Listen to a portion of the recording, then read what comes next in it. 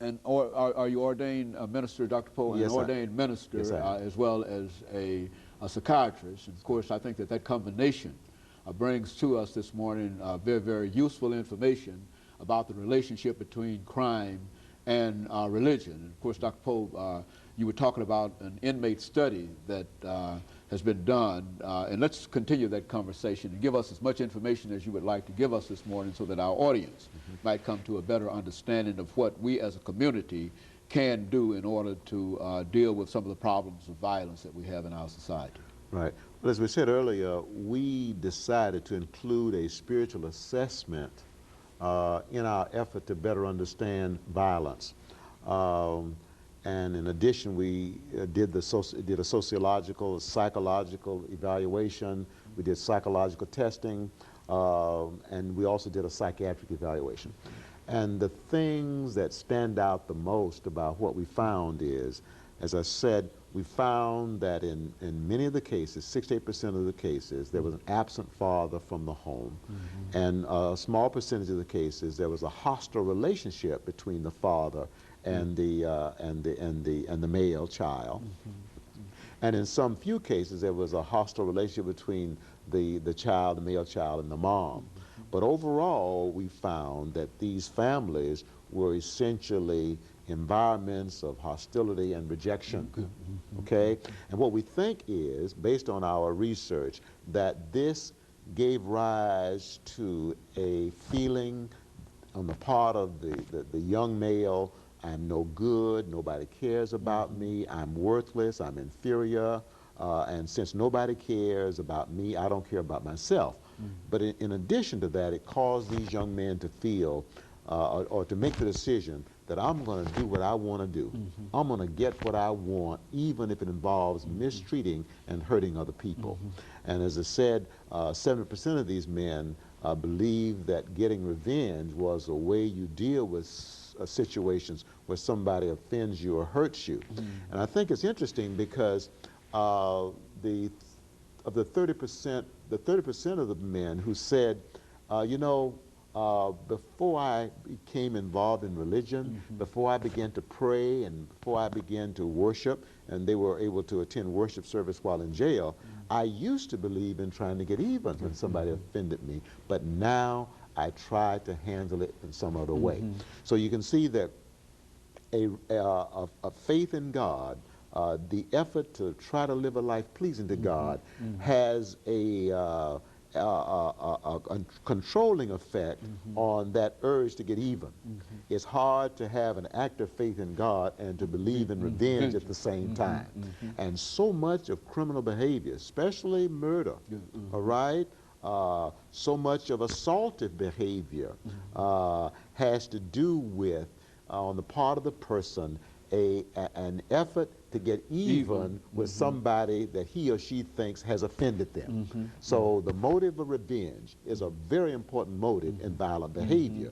And a religious life, faith in God, participation in an active religion, trying to live a life pleasing to God helps to put brakes on that desire to get even.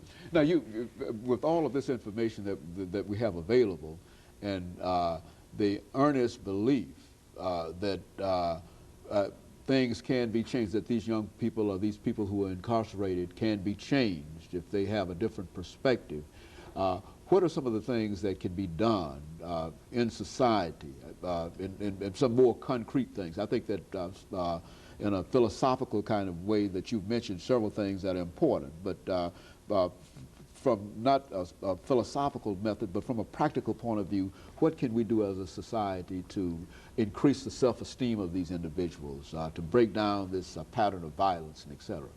Well, I think what we need to do is to recognize the fact that we as human beings, we are much more spiritual beings than we are physical beings. And we're much more spiritual beings than we are psychological beings.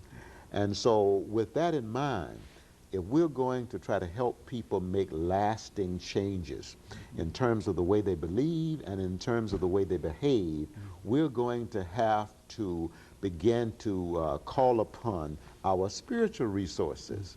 We need to develop counseling strategies that are essentially spirituality based. We need to develop psychotherapy strategies that are spirituality based. We need to develop intervention programs that are spirituality based. Unfortunately, most of our intervention, our psychotherapy, our counseling is psychologically based.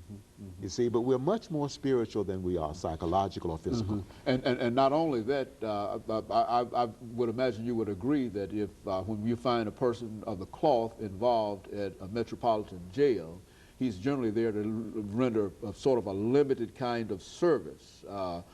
Perhaps to pray for an inmate, to bury somebody, and et cetera. But what you're talking about is opening up that chaplaincy of the various jails throughout this nation, and to bring into that particular environment some of the things that you're talking about. Is that what you're doing?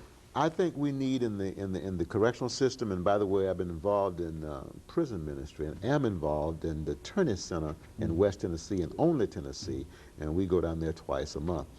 I think what we need in our correctional system is a spirituality-based counseling or a spirituality-based psychotherapy.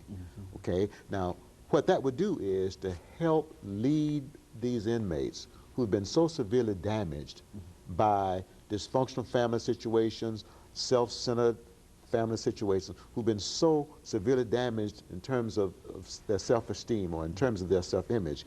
We could begin to help them while they're in jail, while they're in confinement, to begin to alter their belief system. Because we've discovered that the core of a criminal belief system, or the core of an antisocial belief system, is the belief that I have a right to have my own way. And see, a religious belief system opposes that.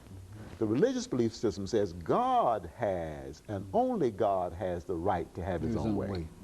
Okay? All right. So then we need spirituality-based counseling, spirituality-based psychotherapy available to the inmates while they're in jail so they can begin to alter their self-centered belief system.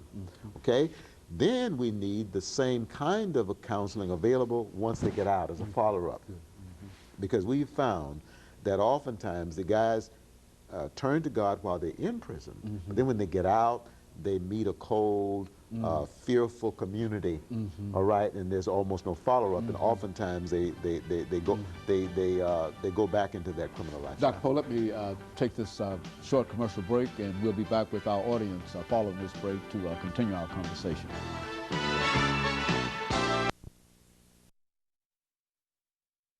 The topic is crime.